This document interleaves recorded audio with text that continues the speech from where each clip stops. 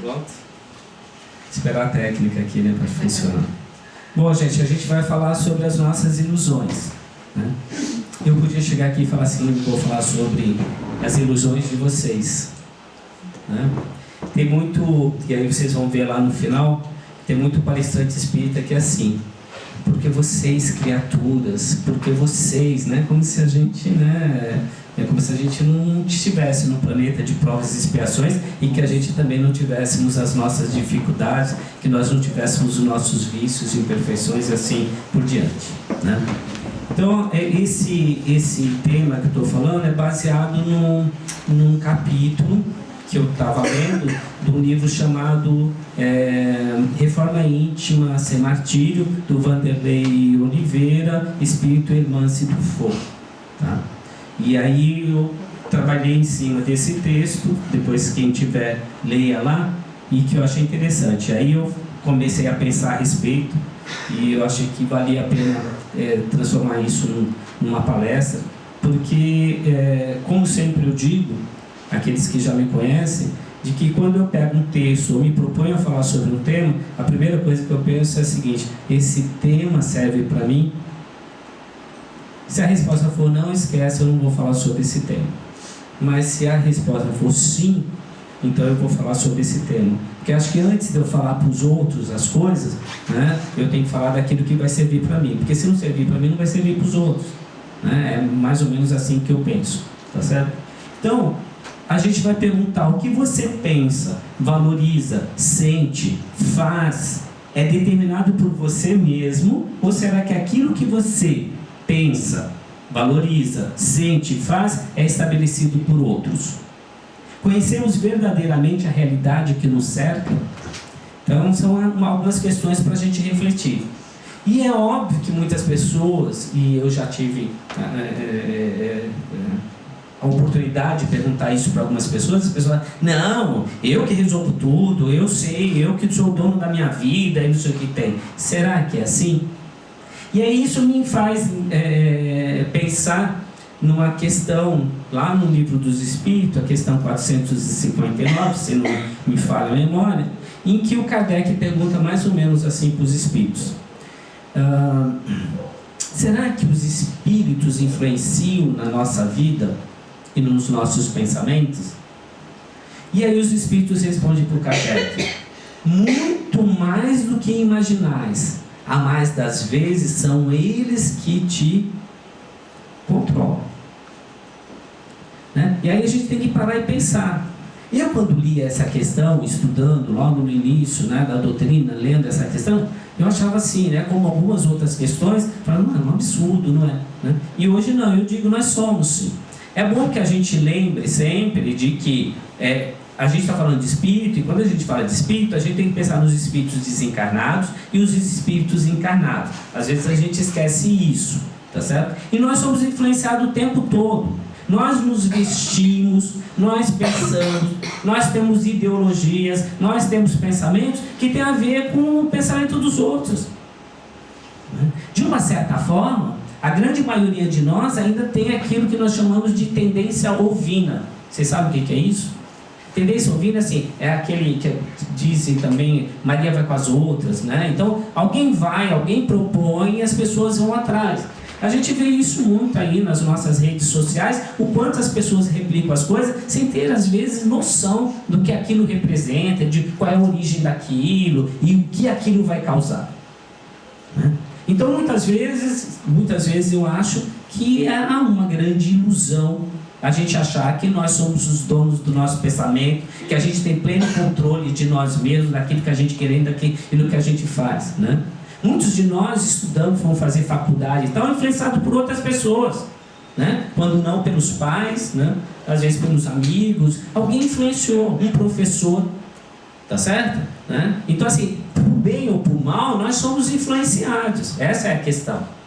A questão é que nós somos influenciados o tempo todo, e a gente tem que pensar se essa influência ela está sendo boa, se ela não está sendo boa, né? Outro Outro dia eu estava conversando com uma moça, era um local de trabalho, fui procurar uma repartição pública, e aí era um problema que o centro estava passando, e eu fui lá como representante do centro, e aí a responsável lá falou, você frequenta o centro e tal, e ela tinha passado por uns problemas, né? A mãe dela tinha desencarnado, ela teve muita dificuldade com essa questão, e ela foi num centro, ela falou que ela foi num centro, e aí depois eu descobri que não era um centro kardecista. E aí ela já perguntou, você é da mesa branca? Né? Porque as pessoas perguntam mesa branca, como se a mesa, né, branca fosse, né, da paz, bom tal, né? E aí eu falei para ela, primeiro é o seguinte, não tem mesa de cor nenhuma, né? Eu sou kardecista, né? Aí ela começou a fazer perguntas sobre essas questões. E aí a gente vê que como as pessoas acabam se iludindo, né, em relação às coisas. E aí ela, segundo o que tinham dito lá, é que a mãe dela estava obsediando ela. Né? Quer dizer, a mulher não teve nunca contato nenhum com questões espiritualistas, assim, né, com uma religião espiritualista, uma coisa. É óbvio que não era kardecista. Mas ela diz, mas eu vejo mesmo dentro de centro kardecista, isso ocorrer, né?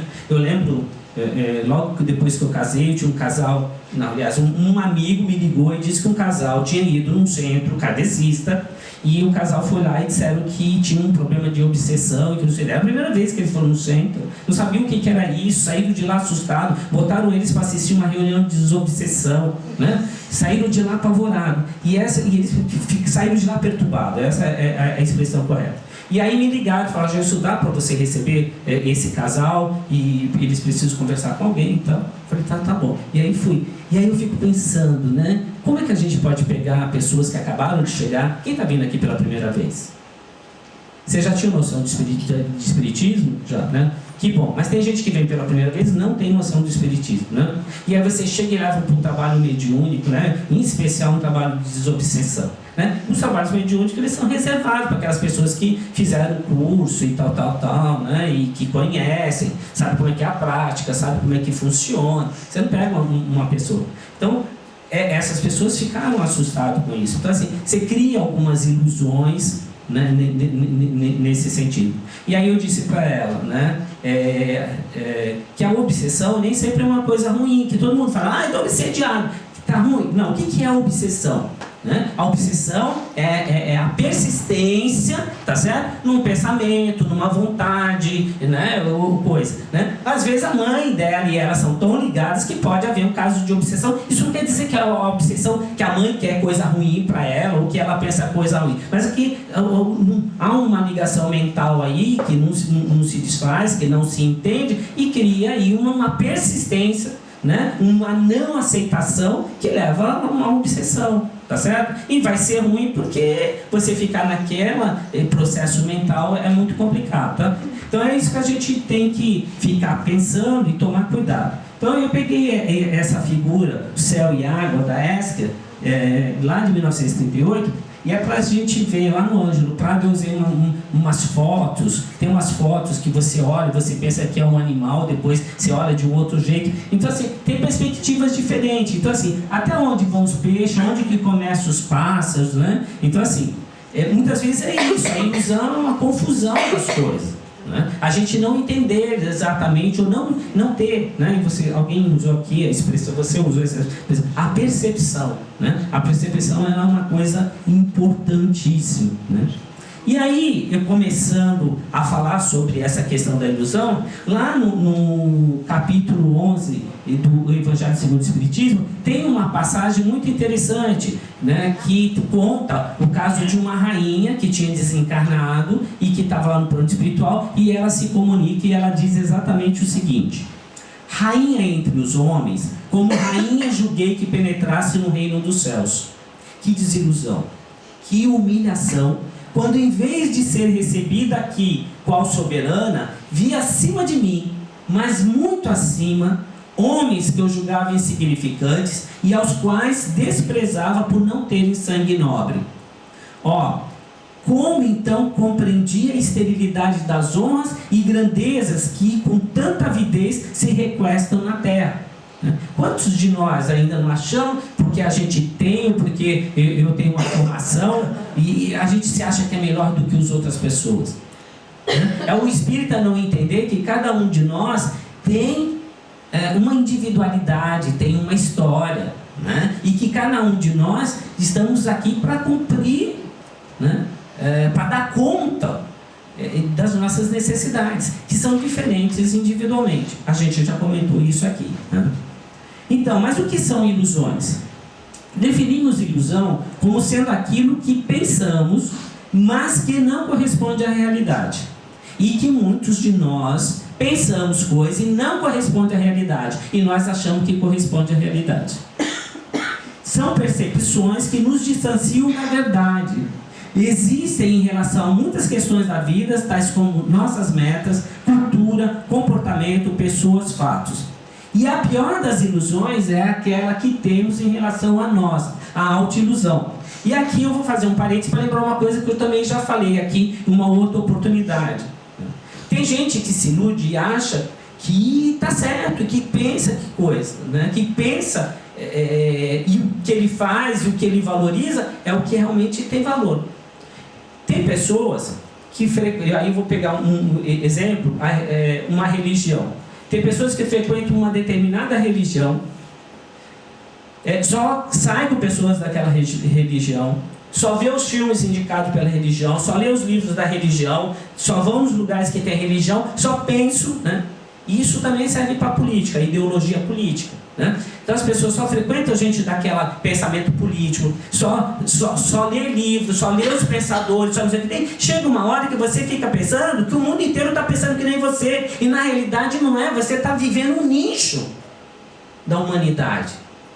E você está achando que você é dono da verdade, porque onde você está, onde você pensa que nem você o tempo todo, né?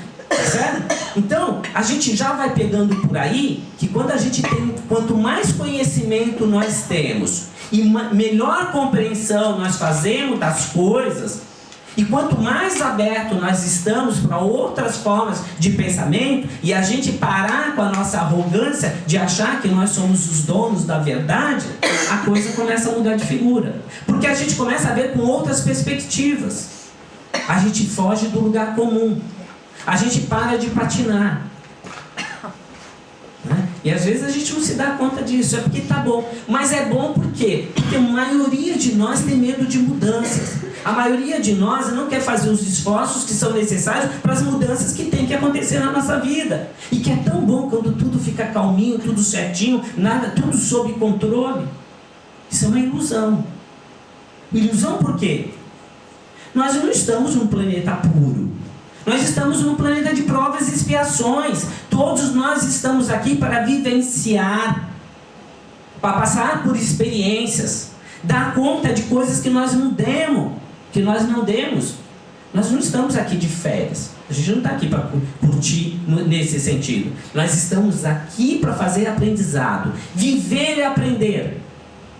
Tá? Quando eu me nego a aprender e eu me satisfaço com determinados pontos de vista, né? Me excluo, né?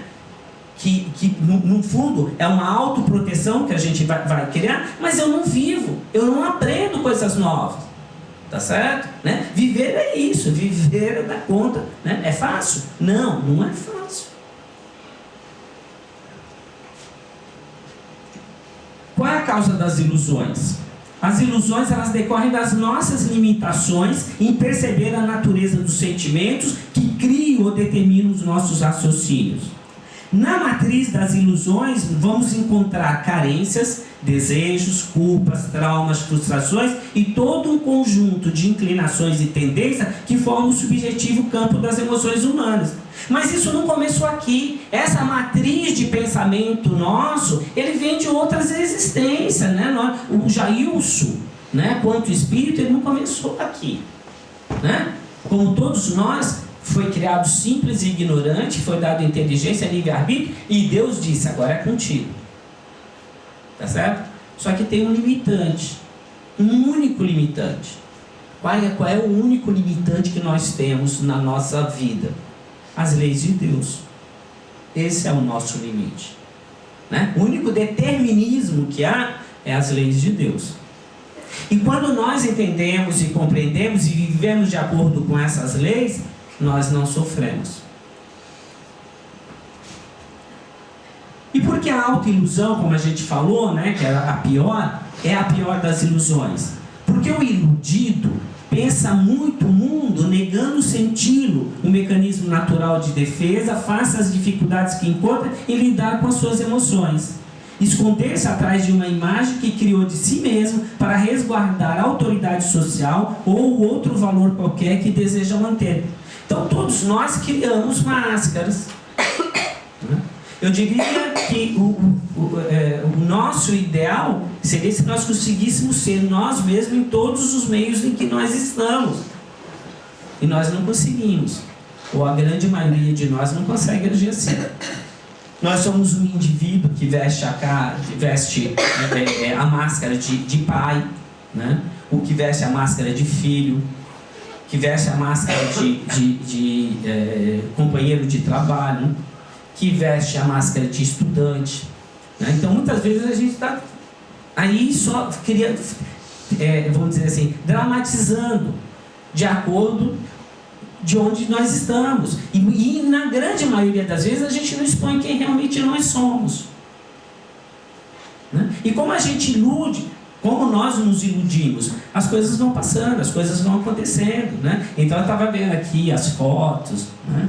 Então quanta coisa aconteceu, né? Quanta coisa mudou, quantos passaram, alguns desencarnados, outros passaram e não frequentam mais a casa, foram, né? Outros estão chegando. Esse é um processo, né? E a gente tem que se acostumar com isso. Então vou dar um exemplo de ilusão. Há 2 semanas atrás eu fui renovar minha carteira de motorista, né? Aí fui lá no Poupa Tempo, marquei o horário, né? E aí cheguei lá, não funcionava o sistema, né? Como está assim, o sistema não funciona. E aí esperei lá por 1 hora, o sistema não funcionou. E quando o sistema não funciona, não existe plano B. Esse é o grande problema. Esse é outro problema que a gente está passando na nossa existência. Um dia eu vou falar sobre isso, né? Nós estamos ficando reféns do sistema, né? Então o sistema não funciona, não tem plano B. E aí eu tive que ir embora e tive que remarcar e voltei. Bom, essa não é a questão, só para colocar a minha indignação com essas coisas. E aí eu cheguei lá, fui, né, fazer as coisas, aí a moça me atendeu, aí estou vendo a máquina aqui, aí ela falou assim: senhor, primeiro assim, me chamou de senhor, eu já, né, não estou acostumado ainda, né, e ainda não senhor, Falei, sim, moça. Aí ela falou assim: o senhor quer manter a mesma foto que o senhor tem na sua CNH ou o senhor quer tirar outra? Eu falei, eu gostaria de tirar outra, para dar uma atualizada, né? Crente que eu estava mais bonito. E aí ela tirou a foto. O senhor se posiciona lá e tal, e tirou a foto. Aí ela virou para mim a foto e falou assim: está bom ou eu tiro outra? Aí eu olhei a foto, tira outra. Só que tem um problema, senhor. Eu nem posso voltar na foto que o senhor tinha, e se eu apagar essa, vai ter que ser, né, aqui, essa última. Eu falei, tudo bem, pode tirar. E aí fui, preparei, dei aquela respirada e tal. Falei, não, agora ficou bonita. Ela falou, o senhor pode sorrir.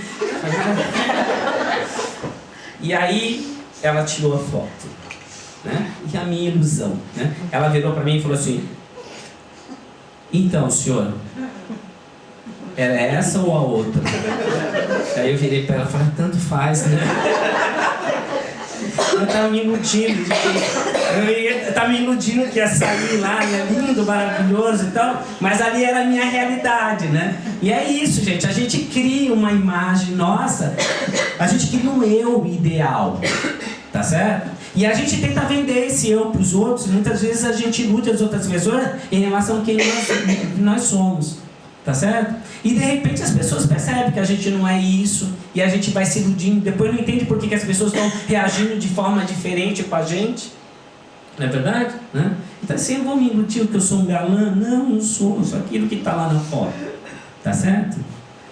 Então a gente tem que pensar essas coisas. Mas essas questões têm a ver muito com isso. né? A gente fica querendo negar os nossos defeitos, as nossas imperfeições. A gente quer ser e parecer melhor do que nós realmente somos, né? Lembra daquela frasezinha que vocês nunca ouviram, vão ouvir pela primeira vez? Conhece-te a ti mesmo, né? A gente se conhece? Essa é a pergunta que a gente tem que fazer. Tem que fazer essa reflexão. A gente se conhece? O que é se conhecer? É dar conta que nós temos vícios, que nós temos imperfeições e que todo mundo tem. Ah, que legal. Todo mundo tem. E isso que a gente tem que tá certo, né? E que não existe culpa. Eu não gosto dessa palavra. Que não tem pecado. Nós estamos fazendo aprendizado. Nós cometemos erros. Nós não pecamos. Nós cometemos erros. E aí a gente vai fazer aprendizado, né? O problema é que muitas vezes a gente fica preso, né? E se culpa pelo aquilo que a gente fez.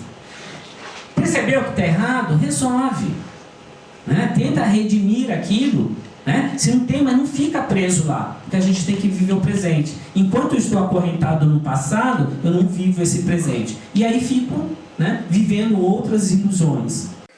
E aí o iludido, ele esconde-se de quê? De si mesmo, criando aquele eu ideal que a gente falou, para atenuar o sofrimento que lhe causa a angústia de ser o que é, foge de si e vive em esconderijos psíquicos mentais. Ora, mas sabe quem é que vive bem? Quem tem uma vida legal? Né? Quem é que faz tudo aquilo que eu gostaria de fazer? Sabe quem é? O outro. É impressionante como o outro vive melhor do que eu, é mais feliz, consegue melhores coisas, né? O outro, né? Mas também quando o outro tem problema, eu sei dizer para ele, eu sei as receitas de como ele vai resolver, o que ele tem que fazer. Então esse é uma questão. Então essa negação de mim mesmo é que faz com que, né, eu tenha todos esses problemas, né? É aquela coisa de eu fazer o meu currículo e botar no meu currículo que eu sou fluente em inglês. Eu sei o verbo to be, né? E aí eu digo assim, eu sou fluente em inglês, né? Bom, às vezes passa, né, tal. Aí um dia vai fazer uma entrevista, ela vai ter que falar inglês, aí não falou. Então tem essas coisas, a gente tem que, né? A gente tem que ser o que a gente é. É óbvio, né? Você lembra da história quando a gente vai se relacionar com alguém, né? A gente, né, vai namorar, primeiro encontro, a gente, né, se arruma todo, né? Quer aparentar ser o melhor, tá certo? No segundo encontro, no terceiro encontro, a gente vai, se arruma, se prepara, tenta não falar besteira, né? E etc, né? Só que chega uma hora, né, principalmente quando a gente junta as escovas, que aí a gente vai ver que o outro não é tão assim como ele parecia que era. É que a gente se ilude, principalmente quando a gente está apaixonado, a gente não vê os erros, né, os defeitos que o outro tem, né? E a gente não mostra os nossos defeitos, né? A gente tenta camuflar, tá certo? E isso cria uma série de problemas, né? Vocês nunca viram isso, né? Mas, por que se esconde de si mesmo? Porque iludimos-nos através de um mecanismo defensivo contra a nossa própria fragilidade, que pouco a pouco vamos extinguindo. Negar o que se sente e o que se deseja é o objetivo desse mecanismo. Então a gente quer fingir, porque nós temos desejo, né? Nós temos instintos, a gente quer fazer determinadas coisas e aí a gente fica se policiando. Isso é que nos faz.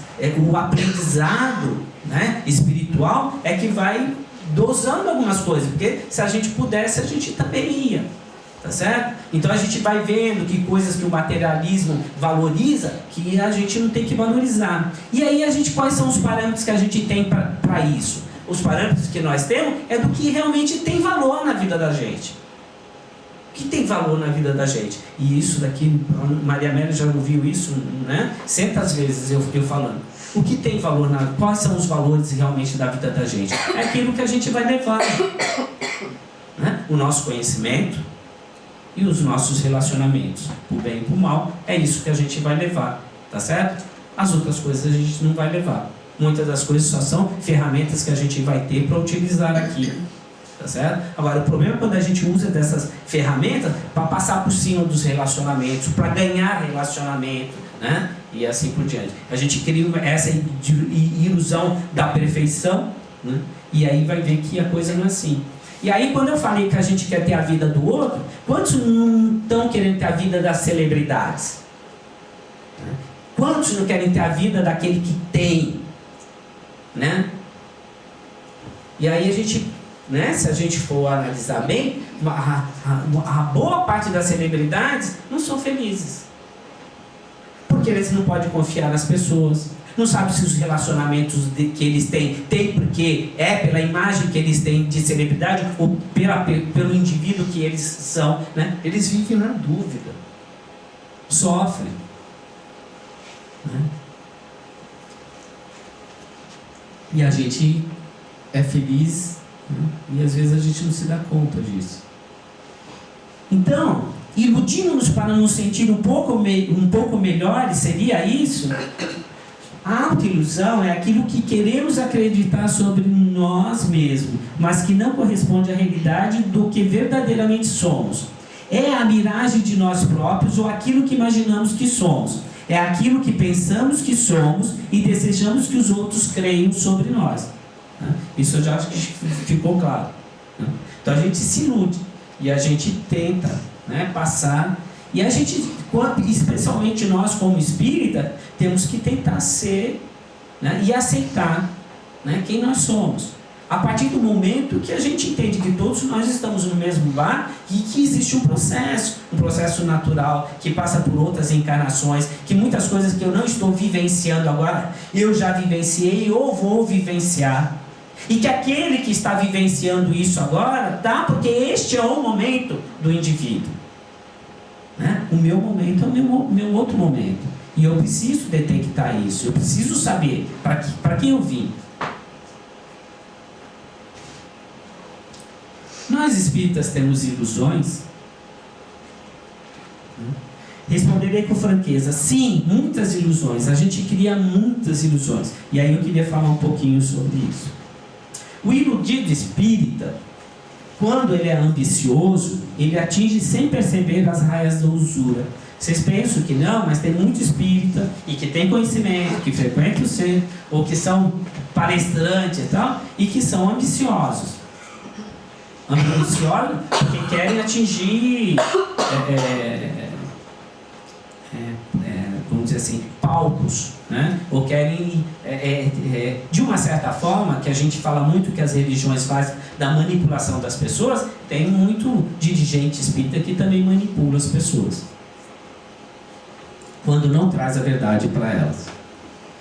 Quando é dominador, ele chega aos cumes da manipulação, presunçoso, escala os cumes da arrogância, porque vocês não acham que dentro do centro espírita, ou o grande palestrante, ele também não tem os seus desejos, os seus vícios, as suas imperfeições. Porque tem. E mesmo quando ele é esclarecido espiritualmente, ele ostenta qualidades que muitas vezes são adornos frágeis, com os quais esnoba superioridade que supõe possuir. Então, você acha que muitos, né, de nós achamos que porque a gente conhece a doutrina, eu posso chegar aqui e falar, sou melhor do que vocês. Não sou. Né? Ninguém que vem falar aqui. As pessoas estão aqui, né, dirigindo a casa porque aqui chegaram, se comprometeram e estão fazendo. Eu estou aqui falando, eu sou melhor do que ninguém. Eu me propus a estudar, a pesquisar, a fazer. Esse é o mérito que qualquer um de vocês pode fazer, ou qualquer um de nós pode fazer.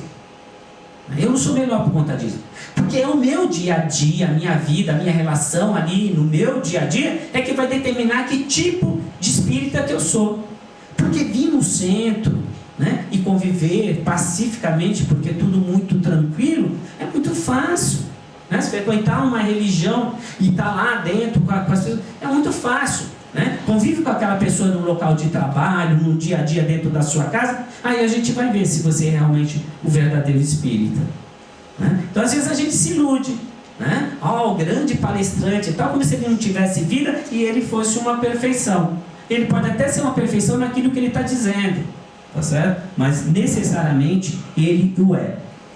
Então, existe uma tendência autossuficiente entre os depositários do conhecimento espírita, de achar que porque tem esse conhecimento, né, já estão numa situação melhor do que os outros.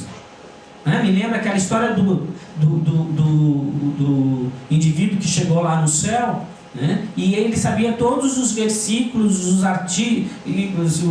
capítulos da Bíblia, né? Ele sabia tudo e ele foi mandado de volta para o inferno. E um outro lá que ele desprezava tal, acabou indo, né? Então assim, você vê que não é ter esse conhecimento, falar bem, né?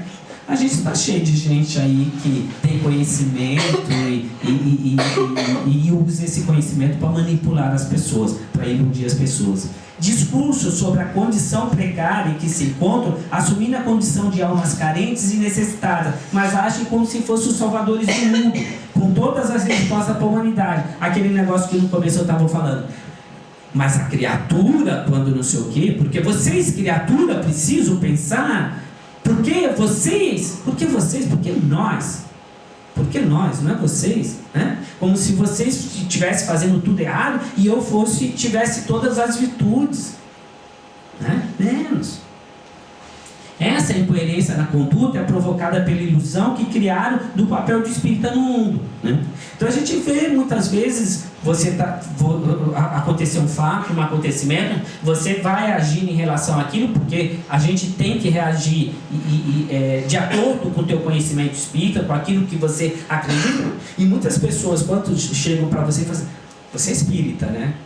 Aí você fala assim, deve estar escrito aqui, né? Deve ter uma etiqueta aqui dizendo. Não, né? É que a gente criou uma imagem de que o espírita é caridoso, de que o espírita é bom, de que o espírita se preocupa com o outro e tal, né? Então nós criamos essa imagem e todo mundo fica achando que todo cara que se diz espírita, ele é isso daí. É uma ilusão. Nem todo mundo é assim.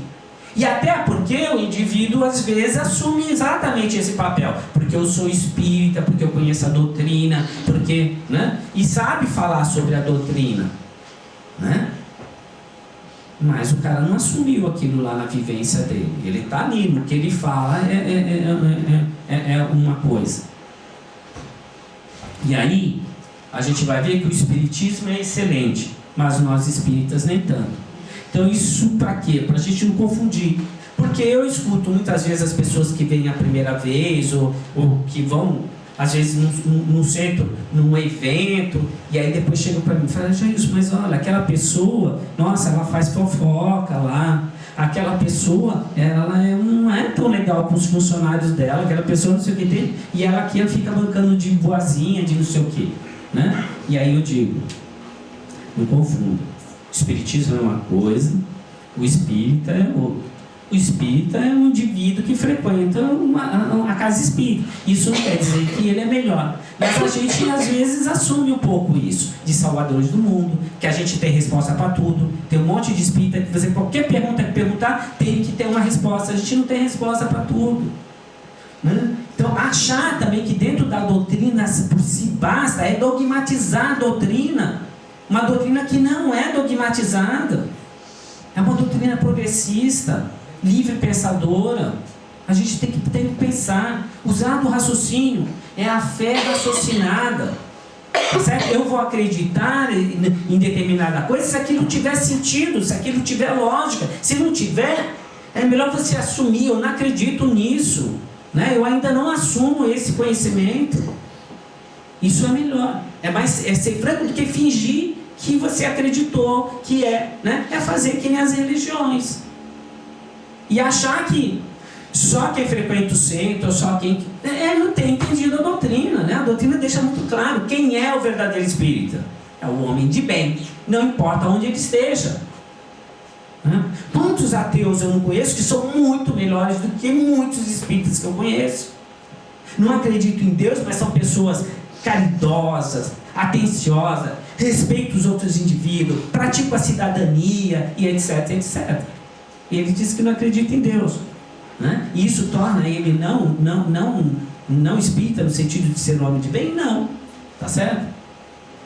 Então a gente vai ver que o discurso sem vivência vai levar ao puritanismo, Tá certo? É de eu cobrar e querer exigir, porque eu sou dirigente espírita, eu conheço a doutrina e eu falo, então vocês têm que ser perfeito, porque você fez isso e você precisa se penitenciar, você precisa, né? Tem que ir na casa espírita tomar 200 passes para poder resolver, né? Ou tem que ter trabalho de desobsessão. Sim, né? Pô, sim, casos que sim. O que eu quero dizer aqui, a gente está generalizando, é para a gente não se iludir com determinadas coisas, né? Não encontrar perfeição onde não existe. Ou não acreditar que aqueles que, porque discurso, falando do bem tal, são os indivíduos que já resolveram. Ah, parece tão fácil, tá certo? Mas a ação tem uma diferença, tem uma distância. E aí, como vencer as nossas ilusões? Bom, tem saída, né, gente?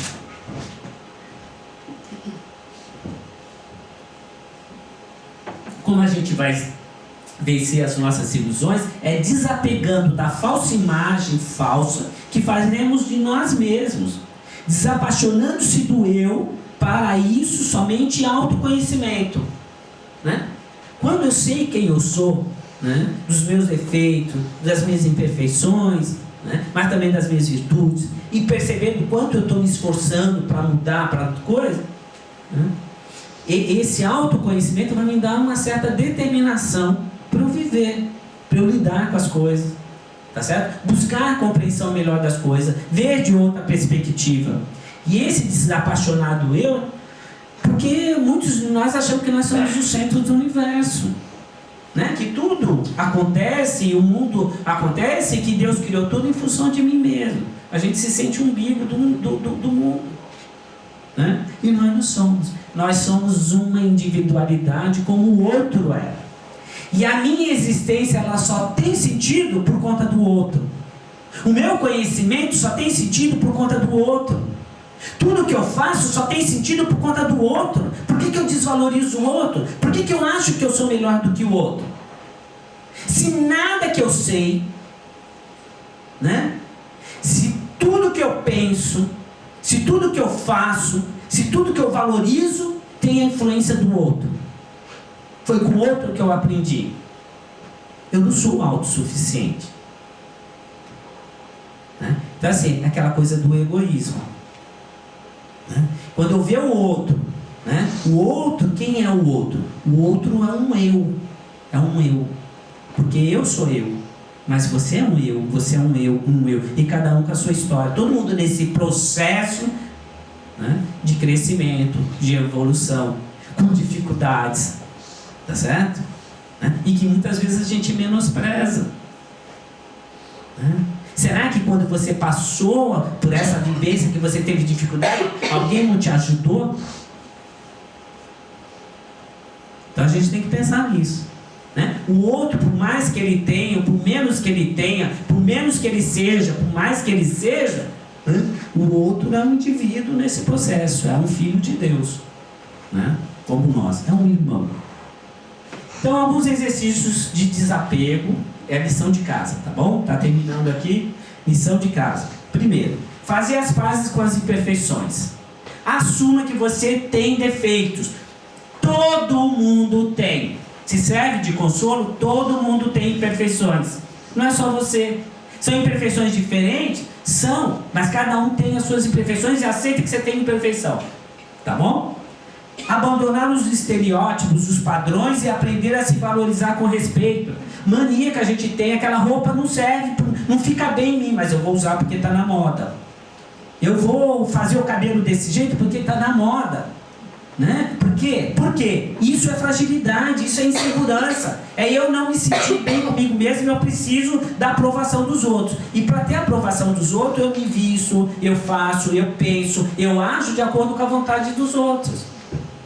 Né? Isso significa que você não se conhece e que você não tem, né, as rédeas da sua própria vida. Descobrir sua singularidade e vivê-la com gratidão. É isso mesmo, cada um de nós é uma individualidade.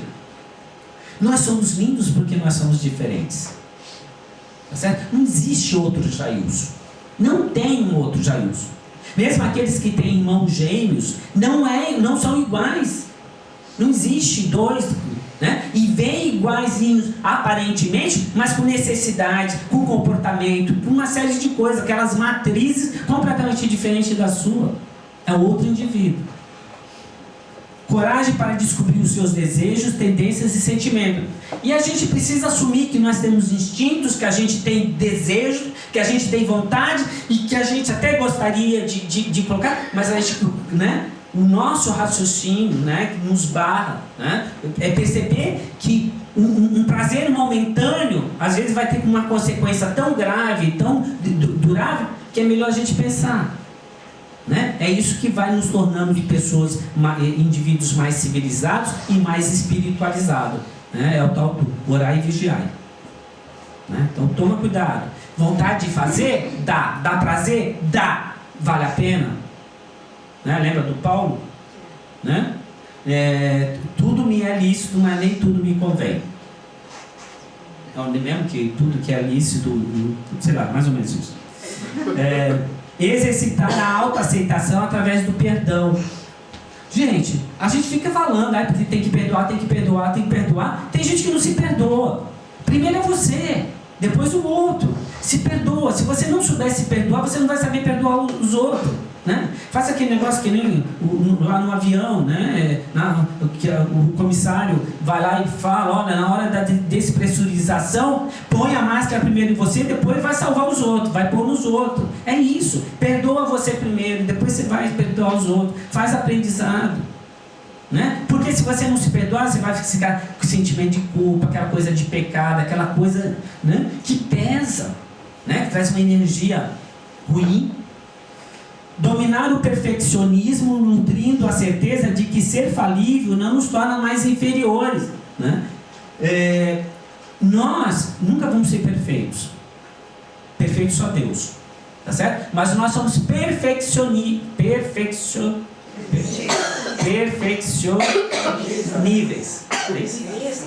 Não é nível. Nós perfeccionamos.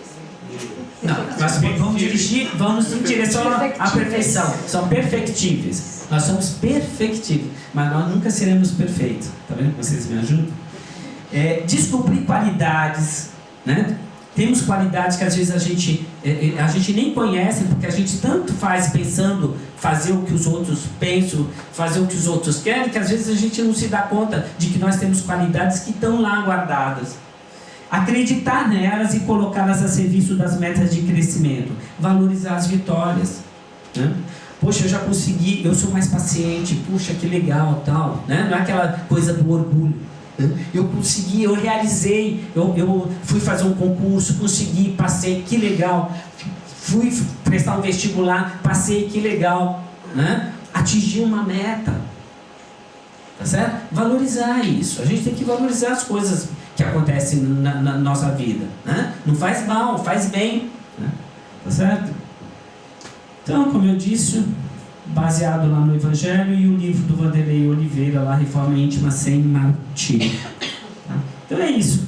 Vamos pensar de que a gente tem coisas, a gente tem que se assumir que nós somos, né? É o conhecer a si mesmo e a gente fazer as mudanças que precisam ser feitas. Tá certo? Mas não é a mudança que o outro quer que eu faça, é a mudança que eu preciso fazer. E aí eu preciso fazer algumas reflexões para saber exatamente o que é isso, né? O que eu preciso fazer. Tá bom? É isso, gente. Obrigado. Qual é o nome do livro?